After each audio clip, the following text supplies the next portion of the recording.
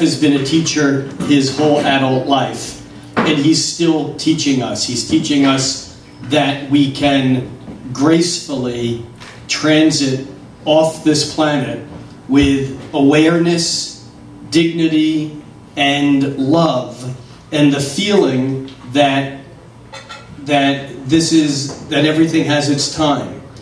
In astrology, one of the amazing things about being an astrologer is that the planets keep moving around. And I would like to start this evening out of context, out of typical character, sharing with you a poem that for me kind of touches how I and many of us view this period of transition. And this poem, some of you know the works of my dear friend Bruce Lipton, and this poem was originally inspired some 20 years ago in a conversation with Bruce, and the poem is called Radios. Planets talk.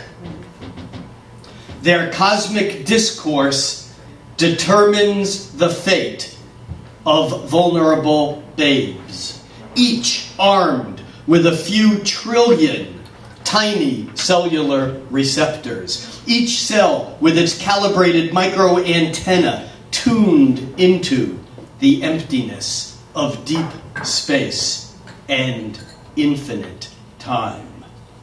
Planets talk. Their discordant orbital harmonies shout with the power of Wagner, resonate with the intensity of Stravinsky, chant with the mystery of Grieg, orchestrate with the majesty of Tchaikovsky, and vibrate with the magical chanting of Giotto monks. Planets talk. Their spherical vibrations pulsate ultra-low frequencies of life. Electromagnetic waves broadcast unique moments of patterned universality, while mysterious invisible rays from omnipresent space and time make magic here on Earth. Meanwhile, with naive determination, I carefully disassemble my radio, looking for the music inside. Frustration builds, for I cannot find even one tiny shred of evidence of the wondrous symphony that moments before came from within this plastic shell. Printed circuits of resistors, capacitors, semiconductors, and wires. These magical artifacts offer no clues. This electromechanical universe is not a map that points the way to the magic of song. And elsewhere, with the very same determination, scientists take apart animals looking for the source of life. They take apart the human mind, searching for the phantom captain, while the obvious truth is staring us in the face. Life is everywhere. And consciousness does not originate within the brain. For plants and animals are bioradios, optimized to receive the broadcasts of life. Our nervous systems, our energy transformers, our electrochemical brains, our organic televisions, each playing its own variation of the interplanetary music of the spheres, each playing its unique pattern of cosmic consciousness. When the radio breaks, the broadcast station does not go off the air.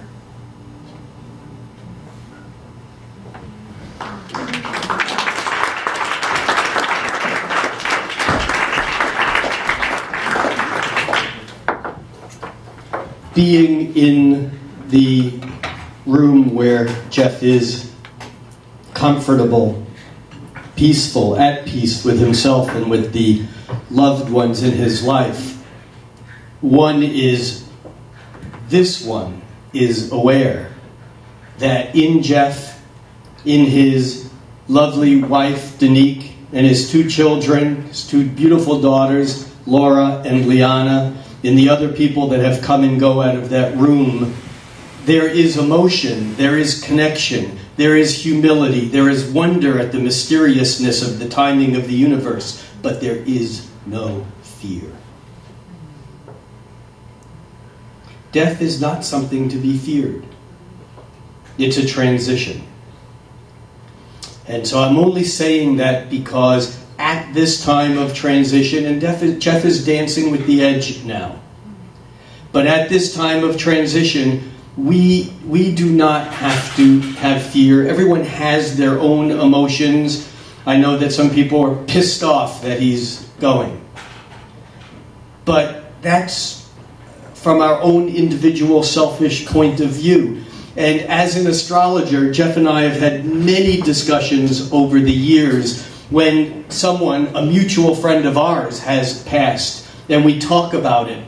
And we're always amazed that Saturn, which is the planet of finality, the end, Saturn is Satan. It's the you get what you deserve. Saturn is the keeper of the door. Is the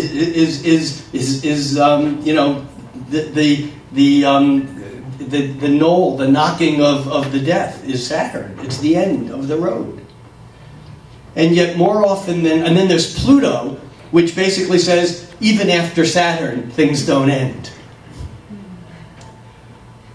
And we've always been interested by the fact, intrigued, amazed by the fact, that the people who are left behind, loved ones, children, parents of someone who is in transition, that it's the people left behind who are having the Saturn and Pluto transits. Often the person who is going is having a Jupiter transit. Jupiter is the planet of long journeys. And Jeff has spent his life here on an amazing journey. And it's been my absolute pleasure to work so closely with him for so many years. A teacher of so many that is, has been my anchor. And yet, I don't have room for sadness. I have room for humility and amazement at how someone can be true to their spirit. He knew when it was his time, and he just said, I'm going now, it's my time, and I'm going to make this quick.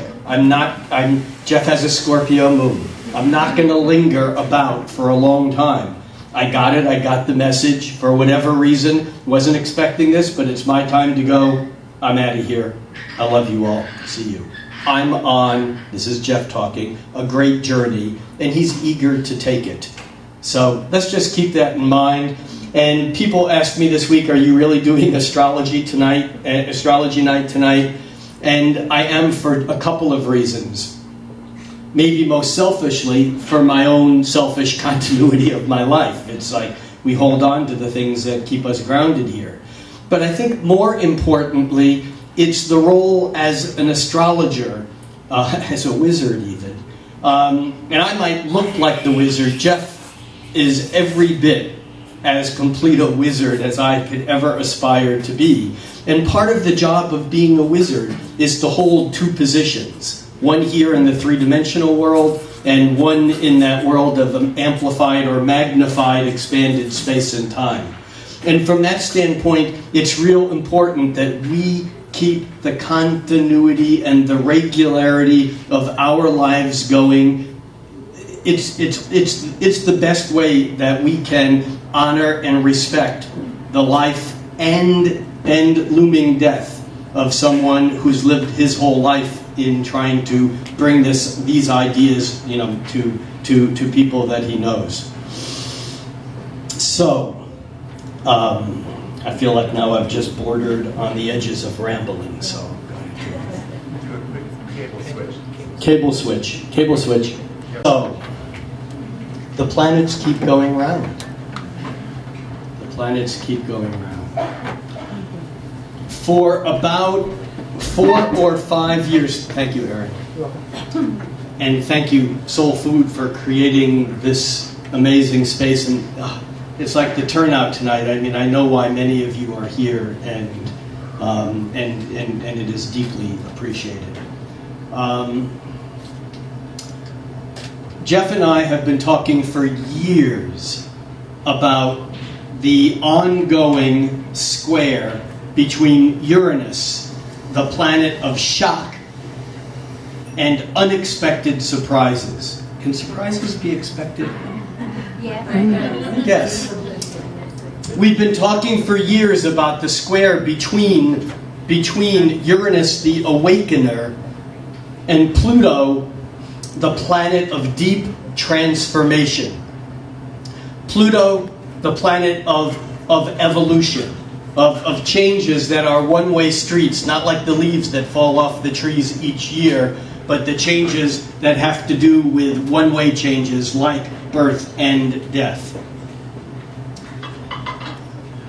In all of my astrological projections over the last years, this was not the scenario that I was playing out. But reality dishes out scenarios that we respond to. It's been said that fate is not what happens to you, it's how you respond to what happens to you.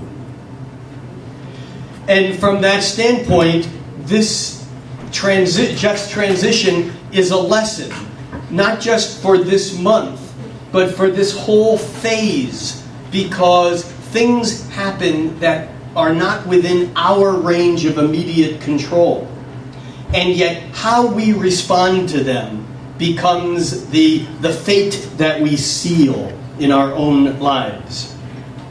We are coming into next month, March, the 7th and final square between Uranus, which right now is at 13 degrees of Aries, and Pluto, which is at 14 degrees of Capricorn.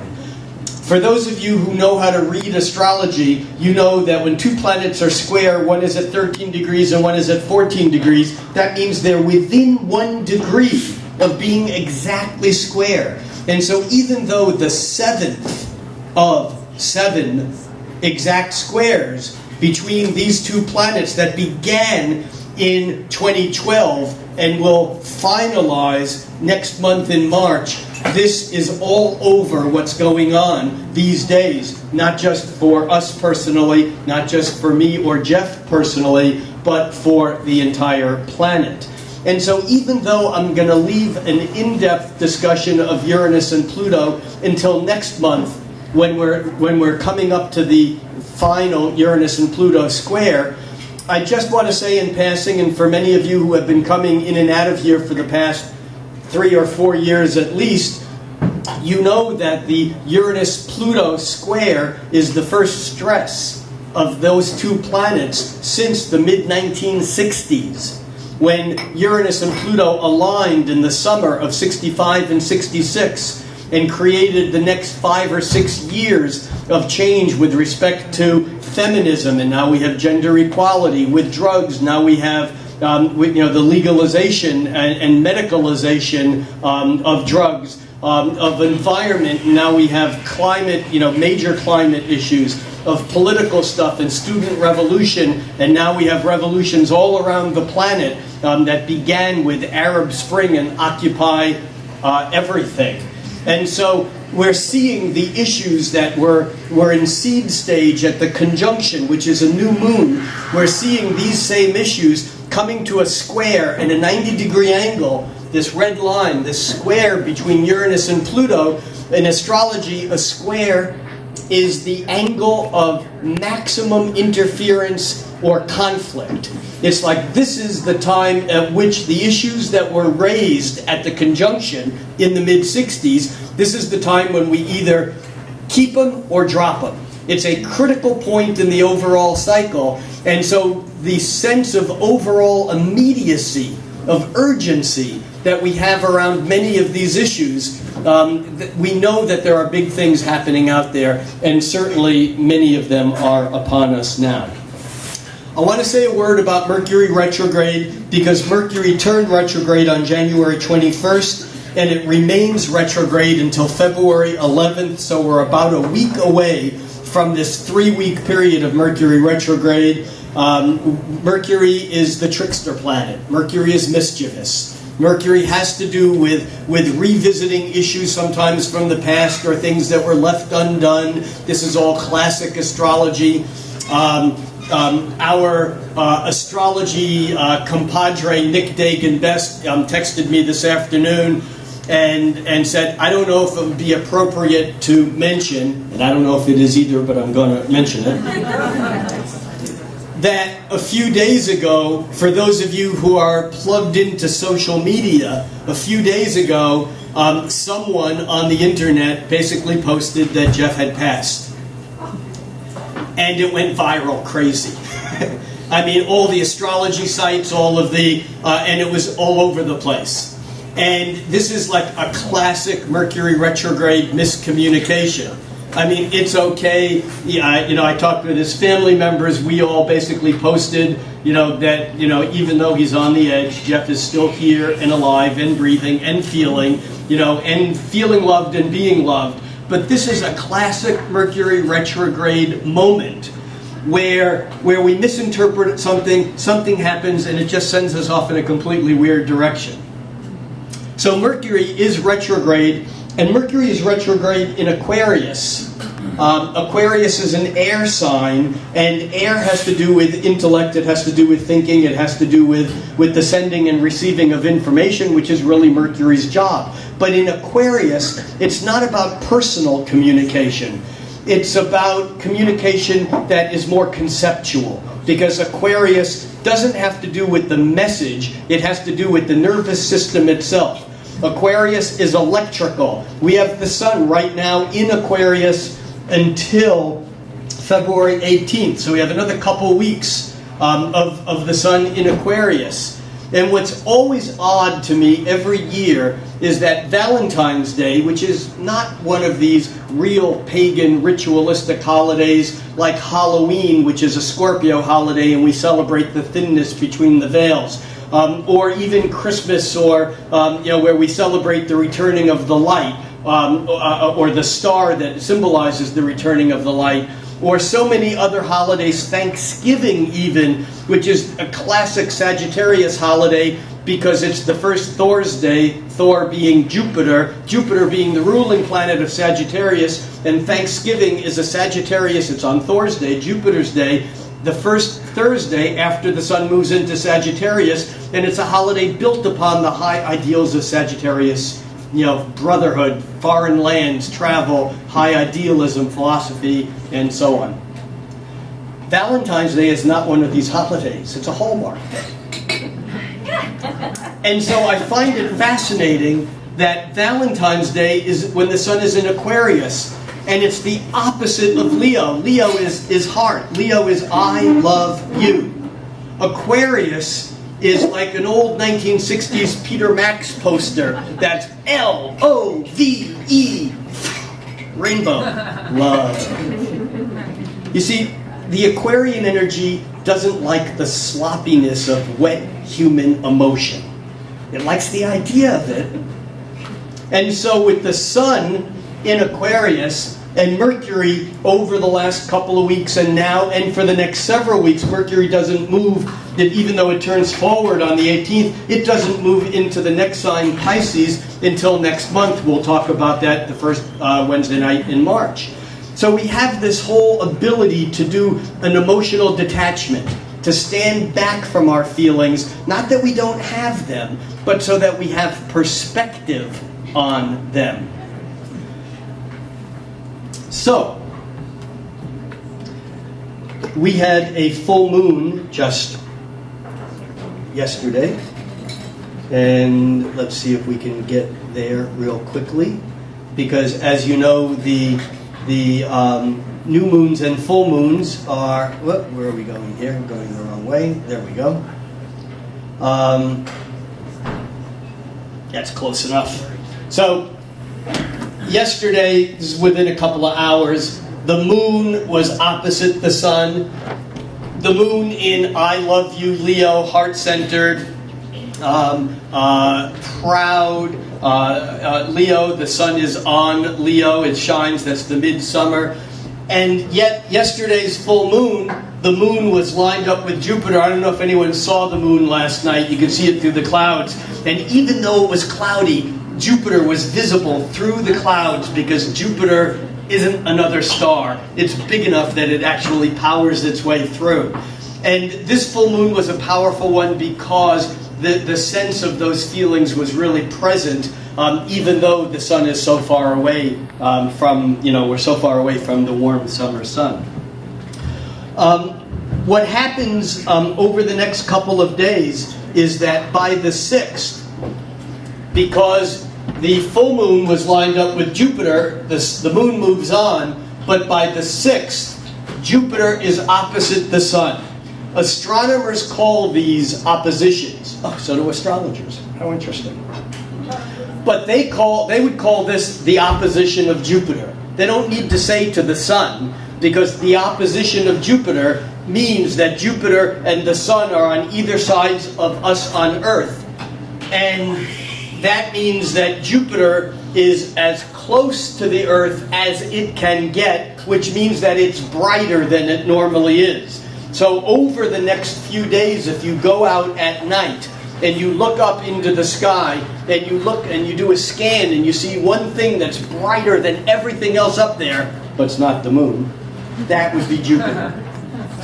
So this opposition between the moon and Jupiter on the 6th, and that would be on Friday, is basically about the awareness of these higher ideals and philosophies. There's a sense of when the sun opposes Jupiter, we might become very confident in what we're doing, which can be good because of the power of positive thought. The downside is, though, that we can be so overconfident and so sure of ourselves that we do stupid shit. It's a good thing to just give ourselves some perspective over the next few days. Whatever we're doing, whatever we're attacking, whatever project we're beginning, it's not that it's a double negative. It's not that it's not a good idea. I can hear my editor saying, it's a good idea. But that's not what I want to say. I want to say it's not that it's not a good idea. It may or may not be a good idea. But we need to just pay attention so that we don't automatically trust our impulses and say, yup, I can do that, and yup, I can do that too. And that sounds like a good idea. As long as I'm vacuuming the living room rug, I might as well do that addition that I've been thinking about for 15 years. Not a good idea to take on more than we can do when the sun is opposing Jupiter. On February 11th, that's the day that Mercury turns around to go direct. Now we know, we've had this conversation here before, that the planets actually don't turn around and go retrograde or direct. It's the perspective from being on Earth, like being in a car right next to you and all of a sudden you start rolling forward, but it looks like the person next to you is going backwards. That's all a retrograde is. It's about a warped perspective. And so Mercury right now is very close to the Earth. And so the whole intellectual, mental thing, it's amped. And the whole idea of not doing things that are important, not signing contracts, not buying cars or computers, or all these things when Mercury is retrograde, it's not quite right. What it is that there's more communication than normal. So if your communication stuff isn't in order, it's going to be like a traffic jam. It's like the wires will fray, the bridge will collapse under the weight. So it's important when Mercury is retrograde, not to avoid signing contracts, but to read them extra carefully. To read that message extra carefully so you don't jump to conclusions about someone being not well or gone. That's the Mercury retrograde. When a planet turns retrograde or direct, Mercury has been retrograde since January 21st, it's not like all of a sudden it switches. Because like a pendulum going back and forth and back and forth. You know, Mercury is going around the sun. So it's going like if you think of the microphone as the sun, it's doing this. But from Earth's perspective, it looks like it's doing this, because we don't get the depth. That's what the Mercury retrograde is. But here's the deal. Newtonian Physics 101. When a pendulum changes directions, it has to slow down, come to a complete stop, and then gradually pick up speed. It's moving fastest at the middle of the cycle. What this means from a standpoint of retrogrades is the days before February 11th and the days after, Mercury's going to be moving incredibly slow. When a planet moves slower than it normally moves, it carries more weight. In astrology, the faster moving the planet, the lighter weight, or the more transitory the effect. In fact, the faster moving planets can trigger events that are being set up by the slower moving, heavier weight planets. So, over the next week or so, as Mercury slows down to turn direct, we may feel antsy, we may feel ready for things to be moving forward, and they may not be moving according to our calendar. So we need to breathe. We need to give ourselves and the people around us enough room to unfold the tidal rhythms naturally, rather than pushing them based upon our schedules. You know, there's that old saying, you can't push the river, it's not going to get to the ocean any faster. Anyone who's been in a tidal situation, you can't make the tide go up or down any faster than it's going to go. One of the magic things about astrology is that it allows us to watch these tides. So if you have things going on in your life that you maybe thought you were going to launch back around the beginning of the year, and something happened and things got delayed and it's not quite going the way you thought, don't make yourself crazy trying to do it today or tomorrow or the next day or the next day. Even when Mercury turns direct on February 11th, it will take several days, even a week or so, for it to regain speed, and then it's going to take another couple of weeks after that for it to retrace the territory where it's already gone retrograde over before it's moving into new territory. So, chill, folks. Chill. It's the... Rick, say one word about the upcoming weeks. Give me something that I can bank my life on. Chill.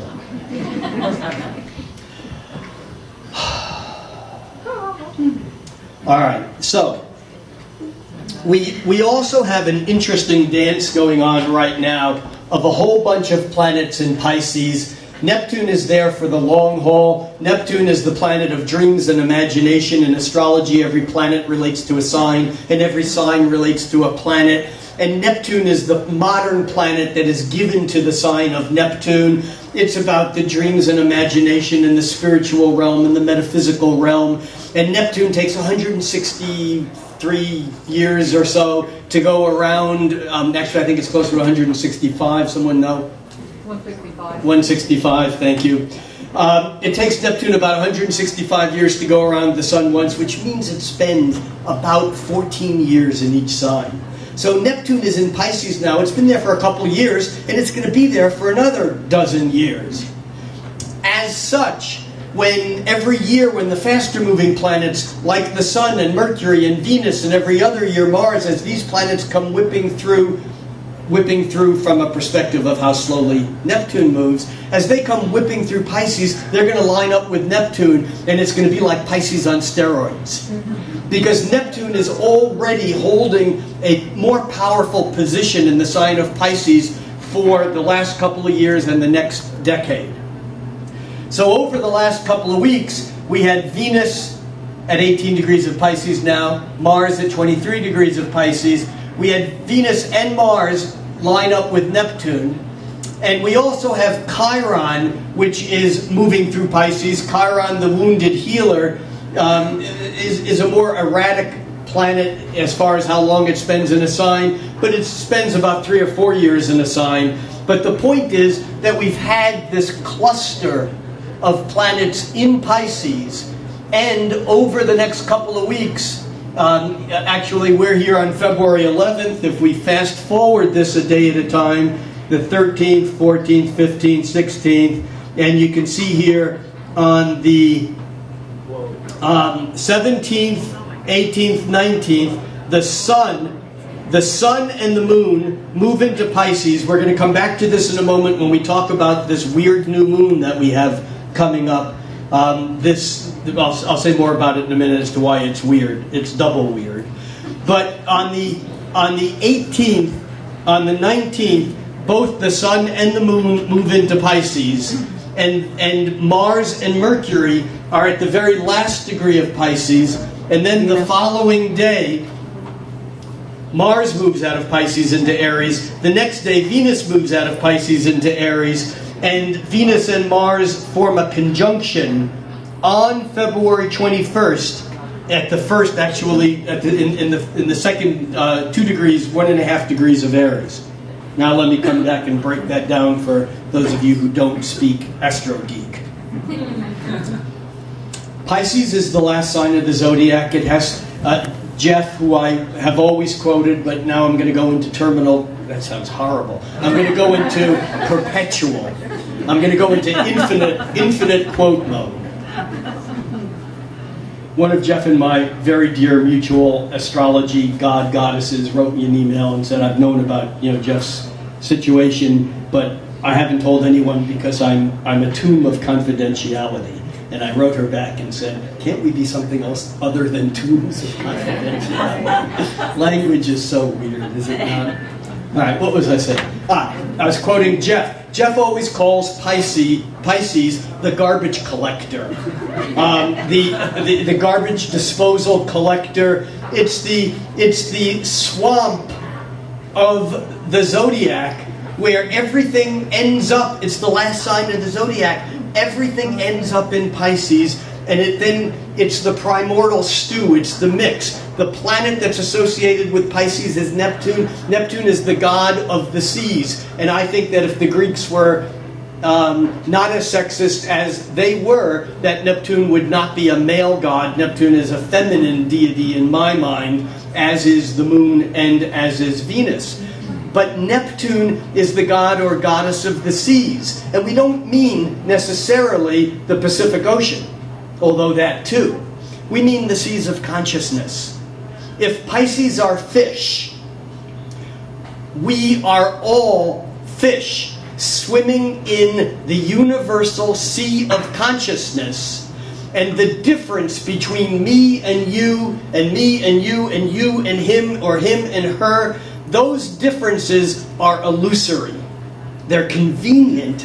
Matter of fact, they're required for our individual survival. It's this weird thing that we call ego. That has to do with how I survive. My particular slice of light. The radio station that I'm playing is different than the one that you're playing, but it's all the same constituents and it's all the same stuff. So we're all in this swamp together. We've all originated from the Great Sea, the Pacific Ocean, or the Pan-Pacific Ocean, or the Great Sea of the swamp of, it's Carl Sagan saying, we are the stuff of stars. I always like to say, we are the stuff of stars, we are the stuff of Venus and Mars.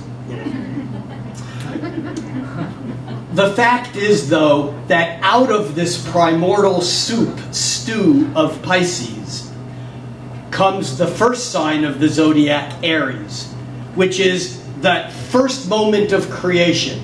If you're talking about quantum physics, you're talking about that the universal. Did I get you? I am an Aries. I lecture about that. It's that first creation. It's the Big Bang. That's what Aries is. Aries is the fire starter. For those of you who know, Jeff always would say, I have an illegal number of planets in Aries. I have a lot of planets in Aries. And my Aries aphorism is, ready, fire, aim. So here's the thing. The sun doesn't move into Aries until the first day of spring. The vernal equinox on March 20th, or give or take a day, is when the sun moves into Aries. But on February 21st, just a couple days after this incredible meeting of energy in the swamp, in the sea, of Pisces, both Mercury and Venus both escape into Aries. The moon is in Aries, and then Mercury and Venus align. Mercury and Venus are the cosmic lovers. Mars. Thank you. Venus and Mars. Mercury. I'll blame anything now on Mercury retrograde. Both Venus and Mars on the 21st move from Pisces into Aries. And Venus and Mars are the cosmic lovers. We'll say more about that in just a moment. Venus, the goddess Venus, is the planet of love. Venus is attraction, desire. Venus is I want. Venus is the magnetism that draws us in. Venus is beauty. Venus is romance. Venus is delight. Venus is delicious food. Venus is all those things which we deem on Earth as sensual. And I do not mean sexual, I mean of the senses. That which we can taste and touch and smell and hear and see that seems beautiful. These are all things of Venus. Mars is how you get it. Mars has direction. Mars is the planet that says, how am I going to get from here to there? Mars is the warrior planet, and the warrior planet isn't just about aggressing and bombing third world nations.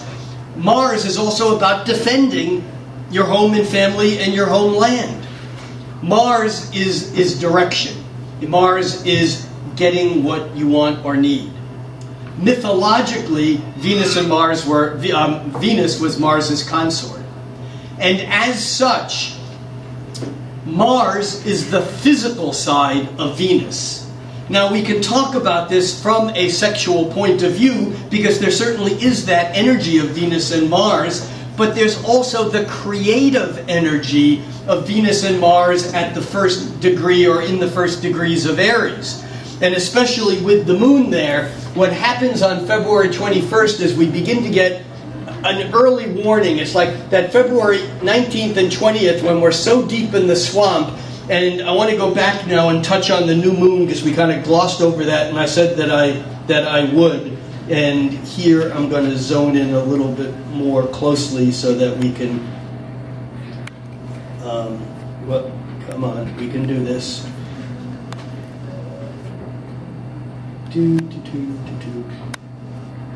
Now, if I had a real producer, they'd be playing music or something. Come on.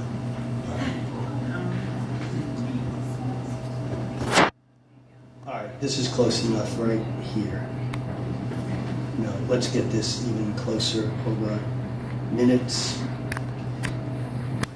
So I want to show you something that in all my years of as being an astrologer, I have never seen. And it's been the discussion already in the astrological world of how weird is this. All right. Wow. We have the new moon is when, from Earth's point of view, the moon lines up with the sun. It does it once a month.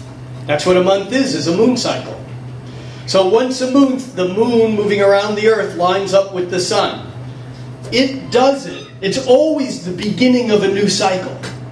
An emotional cycle, a cycle of creation each month. It's the menstrual cycle. Regardless of how you may be individually timed to the lunar cycle, it's a 28, 29-day cycle. Now, the moon actually catches up to the sun at 29 degrees 59 minutes of Aquarius. There are 60 minutes in each degree. So if this actually happened just a moment later, 1 minute of Earth time later, at 3:47 p.m., the new moon is exact. At 3:48, the moon moves into Pisces from Aries. Pisces from Aquarius. And just a few minutes after that, just like a few minutes after that, the new moon is at 3:47 p.m. on the 18th. The moon moves into Pisces 2 minutes later at 3:49 p.m. And the sun moves into Pisces, the sun moves into Pisces just 2 minutes after that. That's our time? Our time? That's our time. So by the time the sun and the moon are in Pisces, and we have this incredible congregation here, technically the new moon has already occurred. Now granted, there are no exact lines up there in the heavens, and the new moon energy sticks with us for hours, maybe even a day after the new moon. And most astrologers know from experience and or from simply reading that the real grasp of the creation of the seed does not happen at the second of the new moon. It really takes a while after the new moon to take form, just like it takes a while after Mercury turns retrograde for things to start moving forward. Just like after the 7th and final square of Uranus and Pluto in March, it'll take months and even years for the ramifications of those changes to really seep. Just like the conjunction in the mid-60s didn't really play through until 67, 68, 69, 70. It wasn't until 71, 72, 73 that the 60s really began to quiet down. And the same thing will happen now with what's going on. So, this is an extraordinarily weird period of time when you have such a density of planets that Neptune is involved, because on the days after the new moon, on the day after the moon actually will line up with Neptune. Remember I talked about that earlier. And let's go back here and take this an hour at a time. Now, let's go back to just an hour at a time. And you can see that the moon actually lines up with Neptune early on February 19th. And now I'm going to go back to a day at a time, and you can see the sun catching up with Neptune, and it actually reaches Neptune and joins up with, the sun joins up with Neptune on February 25th, actually. This shows here late in the evening on the 25th. So the point here is that this Piscean energy is really strong during this point in time. It's a time for us to move into the realms of imagination and dreams, and to look at our spiritual practices and to be creative in those realms. And the word creative is now coming from the fact that we have that Venus-Mars conjunction, and they travel together for a bit in Aries. And although we talked about the sensual and sexual and playful side of the Venus and Mars conjunction, there's also a creative side. So this is a time in your individual lives that if you've been dreaming about... Should I not go this way? No, you're fine. I wanted a perspective that was different. Jeff always stands here. Oh, so this is what he sees. So if you have a project in your life that you've been dreaming about for a long time, if you have something that's been creative, that's a creative dream that you've been thinking about, trying to figure out how you're going to do it, working with the conjunction of this Venus-Mars in Aries following this new moon, this is an absolutely magical time to move that a step forward. Are you with me here? Do you understand what I'm saying? And so whether it's actually a creative project, you want to get back to painting, you want to pick up the oboe that you haven't played in 40 years, that you want to write a book, whatever it may be, that whether it's pursuit of some idea, some dream, something, this is the time now, while Mercury is still retrograde, to think about it. But don't do it. Because if you do it, it'll be frustrating because it's still premature. And then at the new moon, at that last degree of Aquarius, this is the time to see the global. Aquarius loves global visioning. It's conceptual. It's the big picture. It's the L-O-V-E in neon.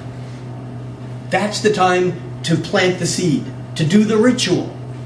But that ritual is like a second. Okay, it's a minute. Okay, it's 6 minutes. Because by the time you blink your eyes and read the second word of the ritual, The moon and the sun are already in Pisces.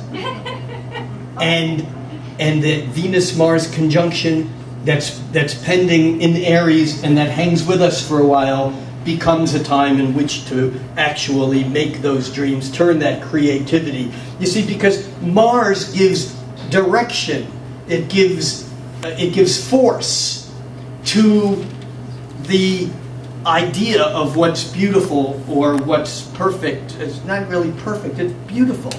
Because art, in a way, is very Venusian. In fact, Libra may be the sign that's most associated with art, and Venus is the key or ruling planet of Libra. All right. However, we also have a little bit of a hump to overcome on February 23rd, when the on February 23rd, when the Sun forms a 90-degree angle, a square, with Saturn. Now remember, Saturn has been in Scorpio for the last 2.5 years. It's now in Sagittarius. It retrogrades back into Scorpio for much of the first half of this year, but it's in Sagittarius now. Saturn in Sagittarius is beginning already to pick up on a square to Neptune. It's not there yet. In fact, it won't reach it. It reaches right around here, it turns retrograde, and it won't reach that exact square to Neptune until later in the year.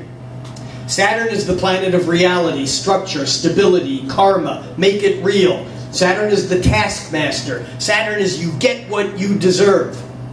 The reason why in Christianity Saturn is Satan, same word, same etymology. Satan is Saturn because you get what you deserve, and since you were born of original sin, you deserve shit. I didn't make that up. Astrologically, however, it's not that bad. It's you get what you deserve. It's karma. And if you put in the hard work, you get the rewards.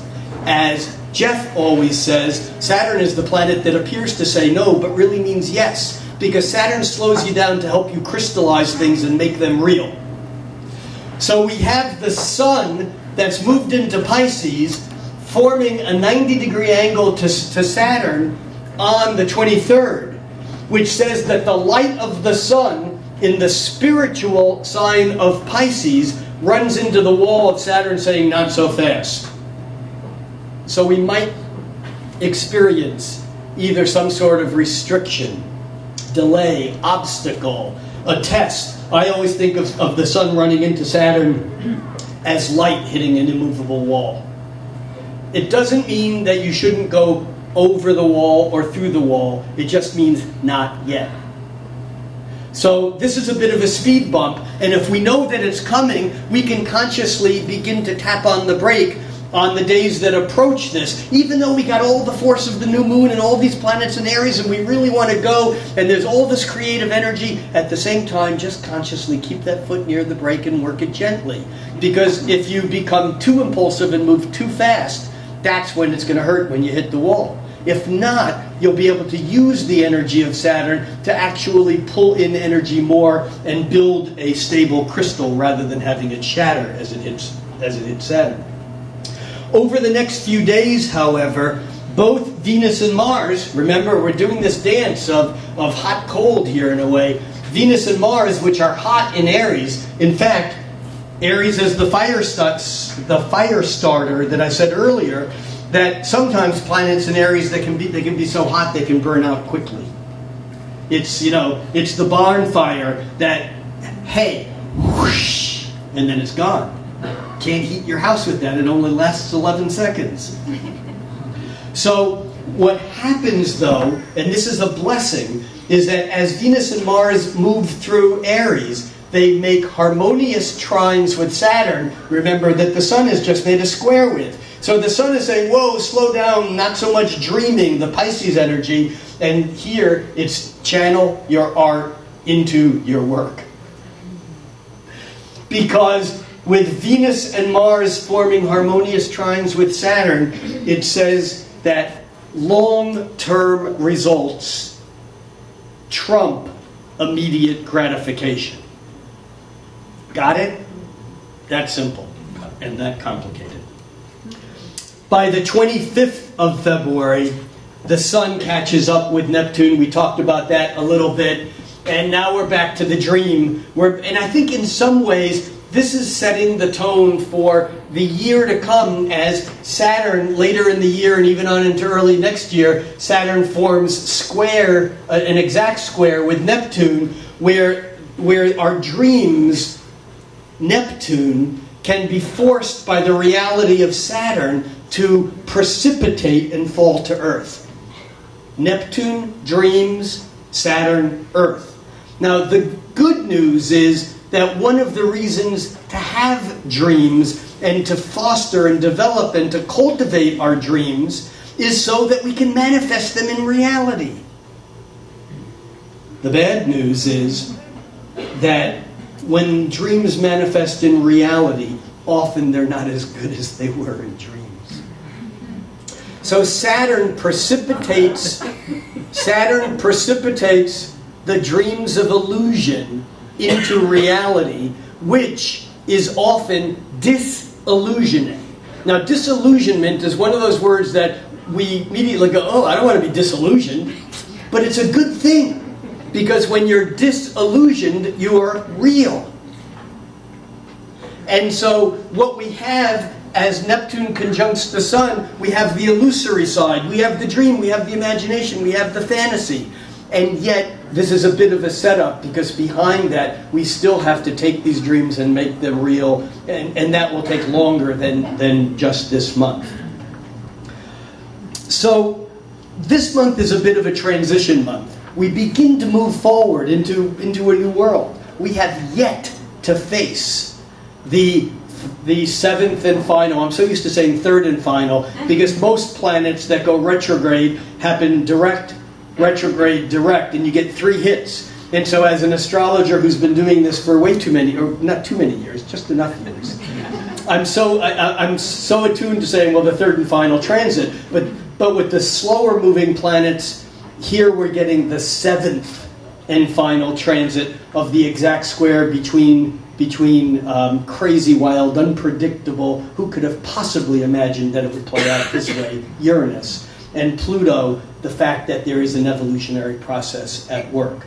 So hold on to your hats, breathe, be gentle with yourselves as you process both the stuff that's going on here and with loved ones and the global stuff, and try to give the people that you love the same breathing room and space as you would like to have them give you. It's like a selfish version of the golden rule. You know, there's a sense here that we are in a transition point. There's no one astrological event in February that's like a show changer unto itself. There's a lot of things that are part of a process that are feeding into quite an extraordinary year.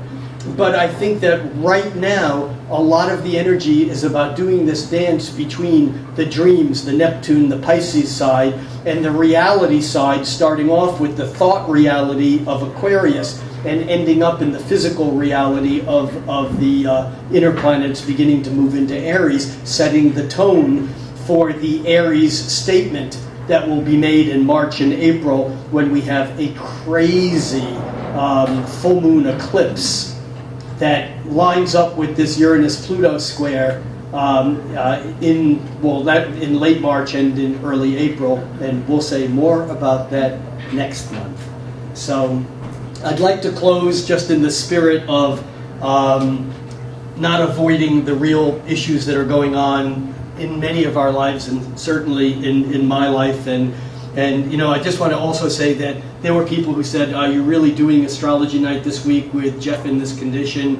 And I just think that it's really important that in times of incredible transition that we focus on things that keep our feet on the ground. And it doesn't take anything away from having our heads and our hearts wherever they may be. This is not about going into denial. We're not here. I didn't focus on the month ahead because I'm not thinking about other things. I did it, as I hope you do, because it's part of the respect that we can pay to this mystery of the ongoing process between death and life and death and life and death and life. It's been going on since before we got here. It'll go on after we're here. And it's just sometimes good to keep that in perspective. Certainly difficult. Certainly difficult when those changing perspectives come close to you, whether it's the loss of a parent or a child or a dear friend or a brother or a business partner or a partner in crime. There's still a sense of loss, and yet it's a good time to just balance the over-personalization that we often do because of Chiron, because of our wounds that we've had in our own lives. We put things back into frames of reference that may not necessarily be the only frame of reference. And this is not a statement to try to convince anyone that they shouldn't process grief however they need to process grief.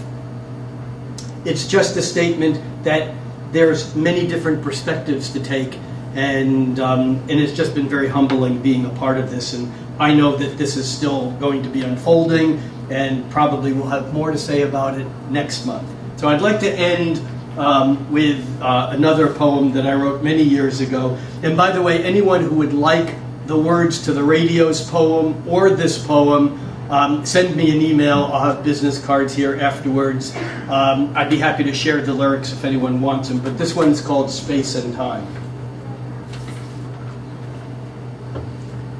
Circles in the air, points of moving light. They appear stationary as I peer deep into the speckled darkness. A billion shimmering particles of radiance, each one a fusion reactor generating light energy. Each stands absolutely motionless in the brilliant night sky.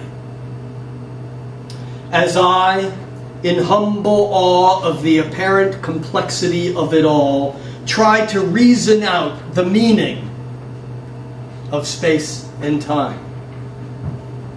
For I do know that each and every one of these steady lights are really moving at incomprehensible speeds, away from the center of an infinite universe, each moving in its own particular life cycle, according to its own perfectly timed drama, tracing its own path through timeless, nameless space.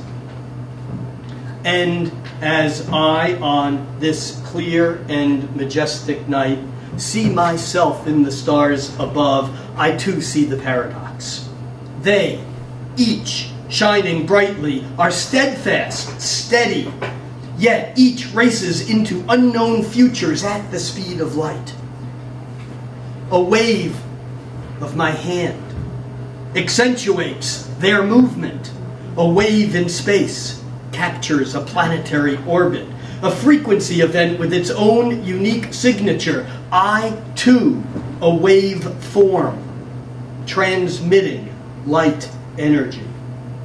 I, too, like the distant stars, am caught in an invisible net. An invisible net of the mysterious duality of particle and wave, of stillness and of movement, of space and time. Thank you all for sharing this evening.